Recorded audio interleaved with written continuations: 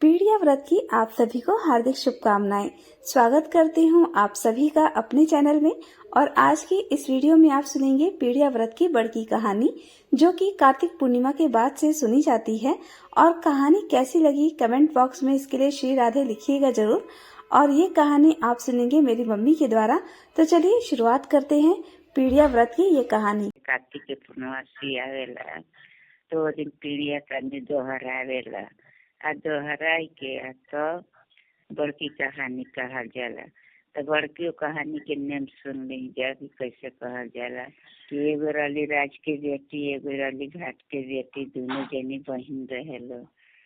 तो दोनों जनी बहन के एक जनी के 7 बेटा रहे, एक जनी के एको न रहे। तो जिनका एको न रहे तो उनका से जाते रही 7 गो बहन लड़का वाला माई बहन से अपन राज सलाह लेवे कि ये बहन हमारे तो रोए नहाए के शौक बाटे, हमारे तो रोए नहाए के साधु कौन अच्छी बताओ कि हम रो नहाए के साधु जुटा जाए। तो कहली कि जा गाय के गोबर से आगन घर लिपा दिया, आरंगा धारंगा धान पसार दिया, बेटा नाट के रही है दौड़ रही है टुआ गड़ी पाकी फूटी बेटा हर जी है मर जी है रोए नहाए के साधु जुटा जी। तो गईली है तो गाय के गोबर ले के आंगन घर लीप देली है, आरंगा धारंगा धान पसार देली है। 7 पूत के अवरौली है दौड़ौली है, न टुआ गड़ल है न पाकल है न फूटल है न बेटा हरले है न मरले है न रोए नहाए के साधु जुटाइल है। फिर गईली है तो कहते कि बहिनी हमारा के रो नहाए के साधु न जुटाई। कल की जहाँ तेरे बहनी रे रोए नहाए के साधु न बुतार तो जा कोहारे घर से घूचा ले है, सपेहरी घर से साप ले है, घूचा में क के धर दिया चूल्ही के पाछा। पुत माई माई घूचा दे का पुत घूचा दी तहरी चूल्हिया के पाछा घूचा बा हाथ लाई झरिया मुँह लाई ठुकिया। गईली है तो सपेहरी घर से साप ले ली है, कोहारे घर से घूचा ले ली है, घूचा में क के धर देली है। तैले है खेल के कूद के फान के तो कहला कि माई माई घूचा द का पुत घूचा दी चूल्हे के पछवा घूचा बा हाथ लाई झरी है मुँह लाई फूकी है। गैला है तो हाथ लाई झरेला मुँह लाई फूकला है तो हो गया सोने के हार। और उठला तो सोने के हार लगा लेला है अपने घेर में, लगा के कहला है कि माई हो माई तू तो बड़ बौरा ही बड़ू, बेटी को तो पाई तो बेच खची खाई दी, दामाद पाई तो नया ससुर पाई भोले के भाल गलती हम ही घर में लगा लियनी। कहतरी जाए के बहन से फिर कहतरी ये बहन तू कौन से हमरा के बतौलू है, केहू से हमारा रोना है के साधना बुताई, तू तो साफ धोनी है हो गल सोने के हार। कहली कि जा तेरे बहनी रे रोना है के शौक ना बुताई तो जा अहिरा घर से दूध लिया, पंसारी घर से माहौर लिया, हलवाई घर से चीनी लिया, एक एगो लाड़ बना दिया, खर खर दूध है ओट दिया, बेटा वही पाई माई माई माई पानी पिए के दे तो वह दे दिया लाड़ खा लिया, जैसे कि लड्डू कहाला वही तरह के लाड़ कहल जाला लड्डू कहल। वह आइला तो कहला कि माई माई लड्डू दे, माई माई पानी पिए के दे।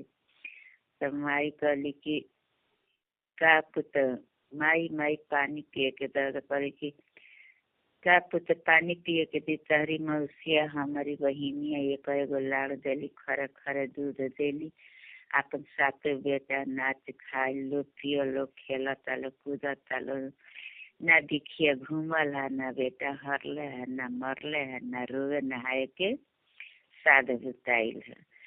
फेन ना बुताइल तो फेन जाता रही वही बहन के पास कि बहनी हो बहनी कौन सा तू हमारे के अकिल देलू है कि एहू से हमारा रो नहाए के शौक ना बुताइल। कहली कि ठीक बा नहीं रो नहाए के शौक होता तो जा वृंदावन में चल जाइ है, चूल्हा खोनी है, कढ़ाई बैठाई है, तेल डाली है, जीर डाली है, अब बेटा नाथ के मेजी तूर तूर के डाल दी है। बेटा नाथ हर जी है मर जी है रो नहाए के सब उतर। कहलिए कि ठीक बा उठलिए तो कांखे बेटा माथे ओढ़ा ढक ढक चिट्ठी आवत कुदारी लेके चल गई है।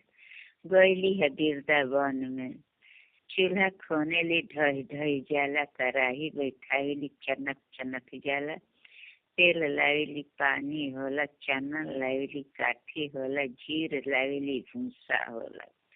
बेटा नाथ के मेजी तुर तुर के लावेली। बेटा नाथ हंसता रहे खल खल बेसता रहे खूब अपने खुश रहे अपन लगे। बेटा नाथ हंसता रहे खेलता रहे कोनो फर्क न पड़ल है। तब आवता रहे तब भगवान जी आवता रहे जैसे शिव जी और पार्वती। तब खूब वृंदावन में खूब धुआं धक्कड़ कैले बड़ी। तब शिव जी पार्वती जी जात रहे लोग कहीं वन जी में तो जात रहे वही रास्ता से गुजरत रहे लो तो कहल कि पार्वती कहली यही महादेव जी चली न देखी तो बना में बहुत से धुआं भइल बा का कारण बाटे चली तरी देखिए तो का होता। बाबा तो कहल शिव बाबा कि चल न जहाँ जात तहे चल कहाँ तू जेबू न तो चल तो न चली ना मनली जिद कर दिहली। जिद करके उनका के लेके चल गई बन बीच में। जाके दोनों आदमी देखा तर तो अपने बालक अपने बोधती है। तो कहला शिव जी की कारे पापिन कारे चंडाली तू अपने बालक अपने बोधत रे। तो कहली कि महाराज रौरत है ईश्वरे महादेव गोसैया जी हमरा रोज नहाए के शौक बाटे। कहली कि ठीक बा तोरा रो नहाए के शौक बाटे चल जा गंगा के किनारे इन सेठ के बेटा मरल बारा 12 बरस मोला भइल 12 बरस देखला भइल उनके चिरार धइ के रोई है मह के रोई है। जैसे जैसे लार गिरी वैसे वैसे बार जमी जैसे जैसे आंस गिरी वैसे वैसे सांस पड़ी। वह गईली है बेटा नाथ के छोड़ दिली अकेले गईली गंगा के किनारे अपन अह के रोएली मह के रोएली। जैसे जैसे लार गिरल है वैसे वैसे बार जमल है। जैसे जैसे आंस गिरल है वैसे वैसे सांस पड़ल है। अंगुरिया मंगुरिया के उठल है। कहला कि मौसी रे मौसी हम तो बड़ सुतनी जैसे तू सुतला वैसे तार आदि सुते बादी सुते गोड़ तर के चिवटी सुते 7 बेटा से 8 बेटा लेके अली। उनका रोए नहाए के बहुत शौक रहे। तब वो अपन 8 बेटा लेके घरे अली खूब खुशी मंगल से अली। बहन लोग हमारा कथा को आप लोग बहुत बहुत धन्यवाद देना। तो ये थी पीढ़िया व्रत की छोटी और बड़ी कहानी।